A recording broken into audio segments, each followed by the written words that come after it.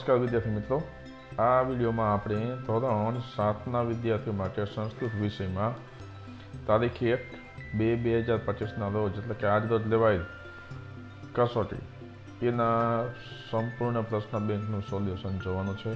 ચાલો મિત્રો આપણે જોઈ લઈએ. સૌથી પ્રથમ પ્રશ્ન આપેલો છે. આપેલા વાક્યોનું અનુલેખન કરો. ગમે તે એક વિભાગ 5 માર્ક્સ છે. તમારે કોઈ પણ એક વિભાગનું અનુલેખન કરવાનું છે. તો દરેક વિભાગને તમારે નિરાતે અનુલેખન કરેલું હોય તો તમને એ રીતે માર્ક્સ મળે છે. એના અત્યારે આપણે વધારે સમય આની પાછળ બગાડતા નથી. તમારે માત્ર આનું અનુલેખન જ કરવાનું છે. હવે આપણે આગળ બીજો પ્રશ્ન જોઈશું. બીજો પ્રશ્ન છે. આપેલા પ્રશ્નોના જવાબ માટે યોગ્ય વિકલ્પ પસંદ કરો. કોઈ પણ વિભાગ. પ્રથમ છે પક્ષીરાજ. તો આપણે જવાબ ખબર જ છે, ગરુડ. દાળ શબ્દને સંસ્કૃતમાં શું કહેવાય? દાલમ. કે જનાહ વિનમ્રાહ ભવંતિ. ગુણીનાહ જનાહ એટલે ગુણીનઃ જનાહ વિનમ્રાહ ભવંતિ. પછી ખાલી જગ્યા પુણ્ય સલિલા અસ્તિ. તો નર્મદા પુણ્ય સલિલા અસ્તિ. કહ સ્વભાવેન વક્રઃ અસ્તિ. પુષ્ટ્રઃ સ્વભાવેન વક્રઃ અસ્તિ. તો એમાં ડી આવે છે. બીજો વિભાગ આપણે જોઈએ. બિલાડી શબ્દને સંસ્કૃતમાં શું કહેવાય? બિલાડીને સંસ્કૃતમાં માલચારી. રોટલી શબ્દને સંસ્કૃતમાં શું કહેવાય? તો બી રોટિકા. કીદૃશાહ વૃક્ષાહ નમંતિ. સી ફલિનઃ વૃક્ષાહ નમંતિ. ચોથું છે ખાલી જગ્યા પ્રભાવઃ વિશાલઃ. તો એમાં આવે યમુનાયાઃ પ્રભાવઃ વિશાલઃ. કહ સ્વામી ભક્તઃ અસ્તિ. કુક્કુરઃ સ્વામી ભક્તઃ અસ્તિ. ત્રીજો વિભાગ છે કા જાત માત્રા વિનશ્યતિ. તો છોટિકા જાત માત્રા વિનશ્યતિ. છાશ શબ્દને સંસ્કૃતમાં શું કહેવાય? સી તક્રમ. ઉદ્યમેન કાની સિદ્ધ્યંતિ. તેનો જવાબ છે સી કાર્યાણી. ચોથું છે ખાલી જગ્યા ઇતિહાસઃ વિશાલઃ. તેમાં આવે સાબરમત્યાઃ ઇતિહાસઃ વિશાલઃ.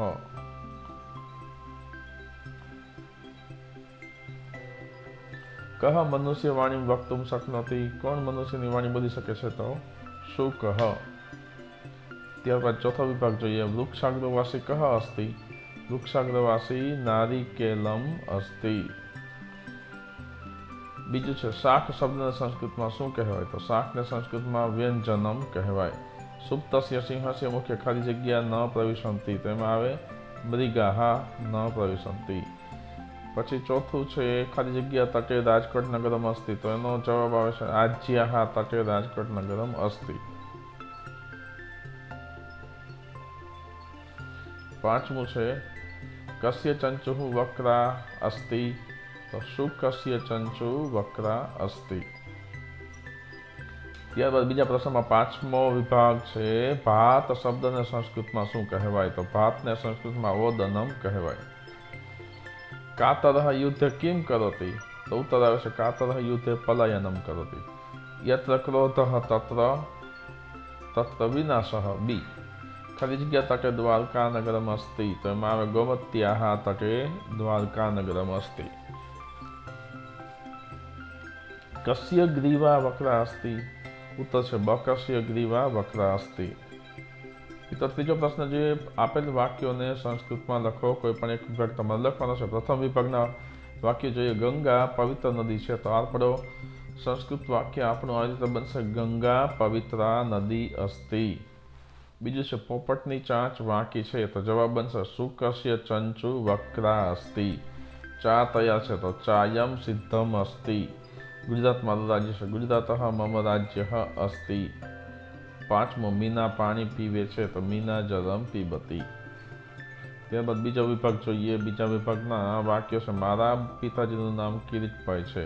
તો મમ પિતુઃ નામ કિરીટભ્રાતઃ અસ્તિ. બગલાની ડોક વાંકી છે. તો બકસ્ય ગ્રીવા વક્રા અસ્તિ. અહીં ઊભા રહો. અત્ર તિષ્ઠતો. ભારત મારો દેશ છે. ભારતઃ મમ દેશઃ અસ્તિ. ભાવેશ રમે છે. ભાવેશઃ ક્રીડતિ. ત્યારબાદ ત્રીજો વિભાગ જોઈએ. આ મારી શાળા છે. તો એષઃ મમ વિદ્યાલયઃ અસ્તિ. કૂતરાની પૂંછડી વાક્ય છે. કુક્કુરસ્ય પુચ્છમ વક્રમ અસ્તિ. દાળ પણ સ્વીકારો. દાલમ અપી સ્વીકરોતુ. મારું ગામ સુંદર છે. મમ ગ્રામઃ સુંદરઃ અસ્તિ. અહીં આવશે મમ ગ્રામઃ સુંદરઃ. પાંચમું છે માતા ભોજન, માતા ભોજનમ કરોતિ. માતા ભોજનમ પાચયતિ. માફ કરજો, અહીં આવશે પાચયતિ. માતા ભોજનમ પાચયતિ, બનાવે છે, ખોરાક રાંધે છે એને પાચયતિ કહેવાય.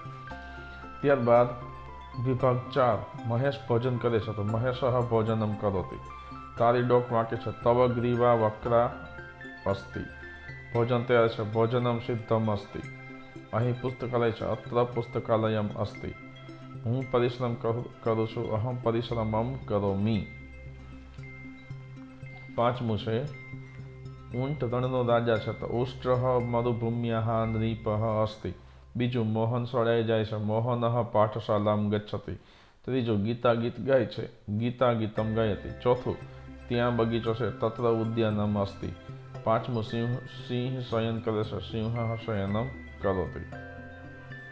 મિત્રો, હવે આપણે ચોથો પ્રશ્ન જોઈશું. આપેલ ઉદાહરણ પ્રમાણે વાક્યો અથવા શબ્દોને પરિવર્તિત કરો. કોઈ પણ એક વિભાગ, પ્રથમ વિભાગ છે એમાં કિંચિત તક્રમ આવશ્યકમ અને કૌંસમાં આપેલું છે તક્રમ. તો આપણે એનો ઉપયોગ કરીને આ રીતે કિંચિત તક્રમ આવશ્યકમ એવું વાક્ય બનાવેલું છે. હવે આપણે આ જ રીતે વ્યંજનમ ઉપરથી વાક્ય બને કિંચિત વ્યંજનમ આવશ્યકમ. દુગ્ધમ આપેલું છે તો વાક્ય બનશે કિંચિત દુગ્ધમ આવશ્યકમ. ત્યારબાદ પાયસમ છે તો કિંચિત પાયસમ આવશ્યકમ. ચાયમ કિંચિત ચાયમ આવશ્યકમ. ઓદનમ કિંચિત ઓદનમ આવશ્યકમ. ત્યારબાદ બીજો વિભાગ જોઈએ. ઉદાહરણ આપેલું છે સિંહઃ અને એની ઉપરથી શબ્દ બનાવેલો છે સિંહસ્ય. તો આપણે બનાવીશું પર્વતઃ ઉપરથી પર્વતસ્ય. તડાગઃ ઉપરથી તડાગસ્ય. ગજઃ ગજસ્ય. ચિત્રકાયઃ ચિત્રકાયસ્ય. ચિત્રકાયઃ ચિત્રકાયસ્ય. દેવઃ પરથી દેવસ્ય. ત્યારબાદ હવે ત્રીજો વિભાગ જોઈએ. વૃક્ષઃ ઉપરથી બહુવચનનો શબ્દ વૃક્ષઃ. એ રીતે પુત્રઃ ઉપરથી બનશે પુત્રઃ. ગજઃ ઉપરથી ગજઃ. યુવકઃ ઉપરથી યુવકઃ.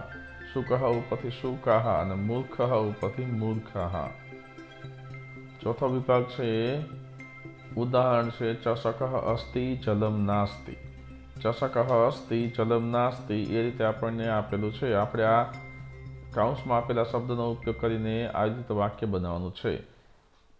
તો આપણે આ રીતે વાક્ય બનાવી શકીશું. વર્ગખંડઃ અસ્તિ છાત્રઃ નાસ્તિ. મેઘઃ અસ્તિ વર્ષા નાસ્તિ. ઉદ્યાનમ અસ્તિ પુષ્પમ નાસ્તિ. ધનસ્યુતઃ અસ્તિ ધનમ નાસ્તિ. વૃક્ષઃ અસ્તિ ફલમ નાસ્તિ.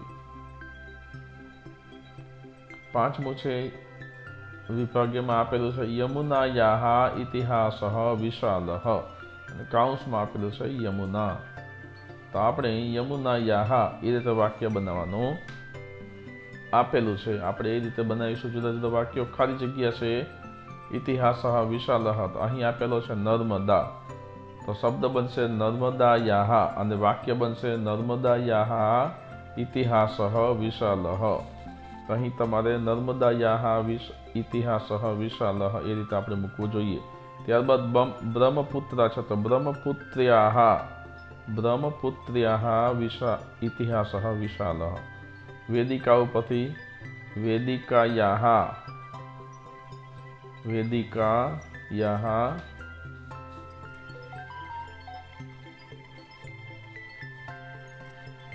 ઇતિહાસઃ વિશાલઃ. પછી ગંગા ઉપરથી ગંગાયાઃ ઇતિહાસઃ વિશાલઃ અને ક્ષિપ્રા ઉપરથી ક્ષિપ્રાયાઃ ઇતિહાસઃ વિશાલઃ.